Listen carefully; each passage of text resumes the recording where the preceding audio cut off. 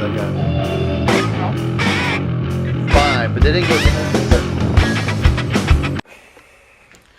All right, folks, I'm back in action here. So I'm just gonna do some recounting over all the shit that's been going on. You know, here in the since the last Friday the 13th. Basically, what happened was a year ago, I was participating in this thing called West Fest. It's here in Marathon. It's like a jury, competitions. The judges come out. It's not a sanctified event. It doesn't really. It doesn't. What I mean by not sanctified or sanctified, where there's no national barbecue society that comes and judges the thing and makes an official record of it. And when it's not sanctified, or you can just do what you want to do. So a lot of times these places emulate these sanctified events.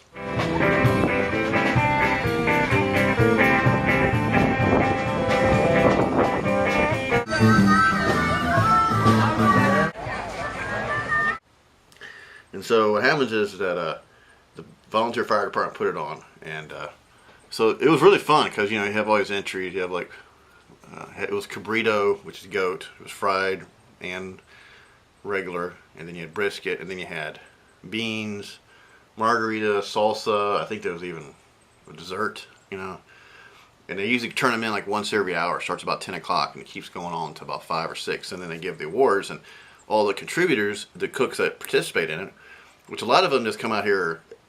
I wouldn't say they're necessarily amateurs. Some of them own restaurants. Some of them, this is what they do for a hobby. They get in these RVs and they just go from one of these events. It's usually an all weekend deal, and they just kind of, it's a whole. I mean, out here in Big Bend, there's a ton. It's an RV culture, and they're these retirees that come out here, and they're just jumping around for one weekend. To have their whole weekend planned, their whole months and years planned out in these events, And so they usually have money to do this kind of stuff. They ain't necessarily the best cooks either. You turn in all these little. It's a real fun thing if you like to eat, because depending on how many people enter that competition, they pay about $200 or $300. And usually what they do is they split the award. Whoever wins the competition, half of it goes to the organization, the other half goes to the single winner. And so what they did was, if you participate in this kind of stuff, it is like one. I mean, you can get filled up fast eating, because it's one little sample at a time. There's 12 of them, and you just keep eating them and stuff. God damn. So last year, I'd sat down and did it with it. Me and this other guy, he was like this little skinny drunk auto mechanic guy. It was fun, and I couldn't get to the very end of it. Big Bend Brewery showed up. They were handing out beer like candy, and so you had these breaks in between eating. So, you'd go and socialize, and then after about mid-afternoon, someone had turned in these beans around noon or so. It's just regular pinto beans. You make them how you want, we judge. 2 of the entries were totally burned. Unbelievably burned. And so I was like, what the fuck? And after, the reason I'm telling this story, I think I told this story once on YouTube earlier, about a year ago maybe. So, so I went around to all these people in the campsites looking for, or the little cooking outfits looking for who burnt the beans, who burnt the frioles.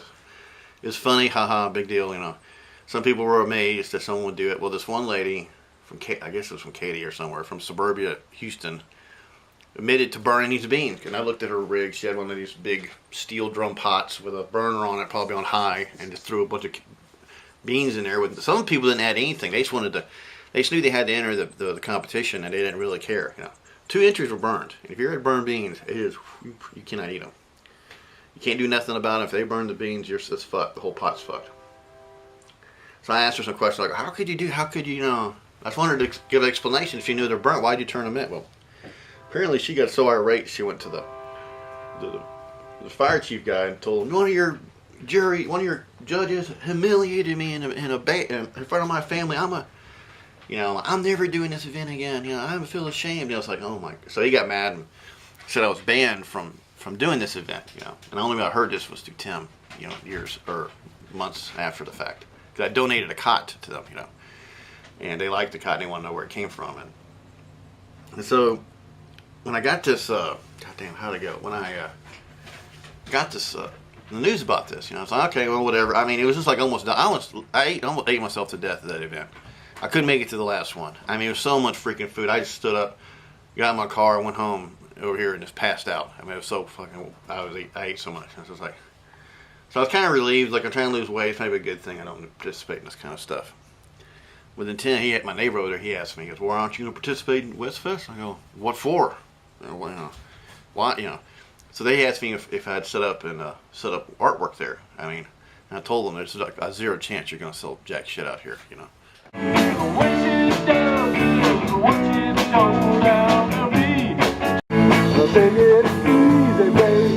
He said, no, just set up and stuff. I said, okay, well, if I'm going to set up, I was kidding with him, I'm going to go ahead and do a painting of the fire chief and donate it to the auction. Because I donate to their auctions all the time. I mean, they don't fetch a lot of money, but, at least I'm contributing. And he goes, sure. So he called the guy and said, hey, this guy's making a painting. And so then I got all into it. It was only like a 4 or 5 day notice. So I made this painting real quickly. And had him with a pot of beans in front of it. And and that's right, no safe space for bad barbecue, trigger warning, or like my barbecue should be a trigger warning for your mouth or something like this. And I had all these signs and.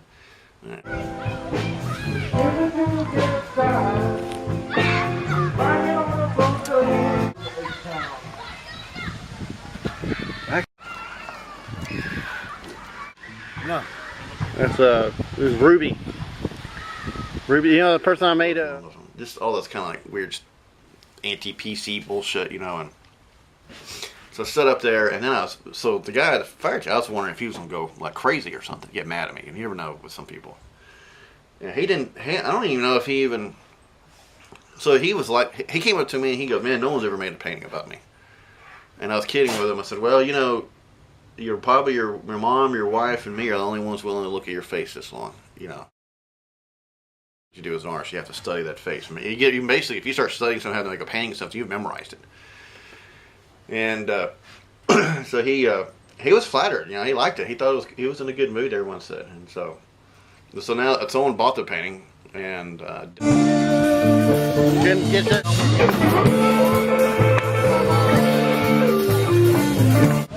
First of all, thank you very much. All of you were very generous. I mean, this is the best. I think you started it. I have no idea.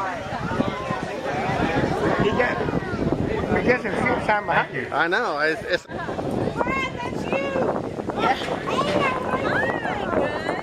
Yeah. Brad should have been painted the best firefighter, the best looking firefighter in Western Texas. He said we fired the judge because we provide safe spaces for burnt beans.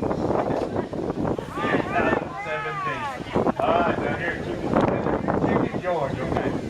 Thank you, do I hear? How about that 90? Do I hear 90? Got it. 110. 110, guys are out. 110.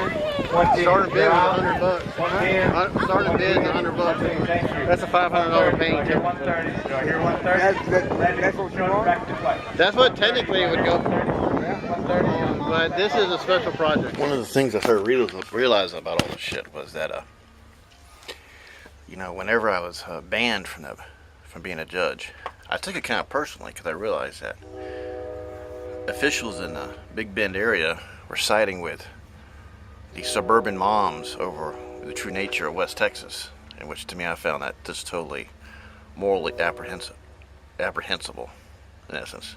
That's why I got in a big uproar about the whole thing. Just from a kind of a weird cultural point of view, Like I wrote just one sign that says, "Trigger warning, you're in West Texas," and I think that's kind of should be the Big Bend motto, But this all started with Tim, because he was always kind of fucking with me like this, and I almost got to the point where was I even really banned to begin with? I couldn't. It was just all what he said. No one ever told me, confirmed I was banned. So years ago, back in 2002, see, I kind of credit my getting here to staying here in Marathon was because of Tim and James, and Tim was right next to when I had this barn. I had this footage over there in 2002. I need to get it's on this old little mini VHS tapes, that's probably some of the first freaking, like, me actually videotaping me doing artsy shit ever, just on my own volition, my own documentary bullshit, you know. And so Tim was next door. He was working on this. This used to be a B&B called Adobe Rose. It's not there no more. And I was in this barn, and they didn't know who I was, what I was doing. This guy was invited by James. You know, he told me to. I asked him if I could go there and hang out for one summer. I think I explained all this. It's, you know, it's that little building downtown. And so, but Tim had this weird. You always remember these. Whatever you retell stories from the past, those are the meaningful stories that sort of reside in your I guess your attitude. Because I had never really been around tourism before. You know, like you don't really know until you have tourism. You live in it. You know, like people walking around, strangers all the time, just kind of passing, and it's real neat because you had this barn, and all of a sudden someone you'd wake up like this morning, drink coffee, and some couple would walk up and want to see what you're doing, and you'd make a $40-$50 sale. I'm like, I just thought that was you know. So it became really like you're fishing all the time. And so it was one instance, one story that kind of resided with me. Is one time James had photographed some wedding, and he had someone giving him a big ass Dutch chocolate cake. I mean, just fucking like this thick, you know. He had it in the freezer. It had been frozen for a year or two. And he said, "Here, just take it." He gave it to me. So I had this giant chocolate cake, frozen solid. And I was just eating on it. It was during the summer. I was eating on it, you know, like it was like a giant coal. You're sitting there gnawing on it, you know. And I was walking around in the parking lot of the Adobe Rose eating that chocolate. You know, I remember this. All I had was my shorts on, probably no shirt, and I was sitting there eating the chocolate, and it's like, ugh, I had enough of it. You know, it's like in the summer it's hot. You're eating like frozen. So I took his chocolate and just threw it on the ground, like fuck it, you know. Walked over to Burnt Biscuit, and so not Jane, but Tim was. This couple showed up there, and they were like checking out their B&B, trying to decide whether they were gonna rent a night there. And so they were on this balcony, and they saw me do this. And shit, and the lady goes, "Who the hell is that?" It looked like I was some kind of homeless schizophrenic guy. And Tim goes, "Oh no, it's just a resident artist next door." And she said, "No, thank you," and they left. And he just started laughing his ass off. And he came over and told me about what had happened.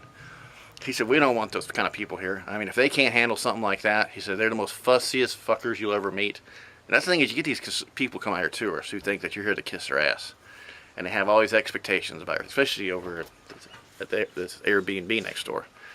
You don't have any patience for it. So get the fuck out of here. You know, you're going to have to accommodate, you're going to have to appease. It ain't about kissing your fucking butt, you know. And so there's certain kind of tourism that does not need to come here. You know, we don't, you know, just for the money, a big fucking deal. It ain't worth the fucking hassle. At least that's my view. So that chocolate, that little story stuck with me. Cause I thought, I was just doing what I normally do, but like, man, I'm actually the entertainment, like a barometer, like I don't know what it is. I'm sort of the grime that kind of keeps the.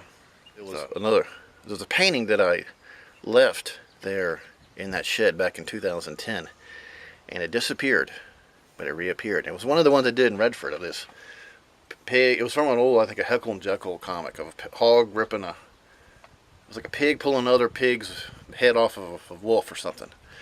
And I didn't want it, and I just kind of knew I was going to throw it to the wind. Well, it ended up somewhere.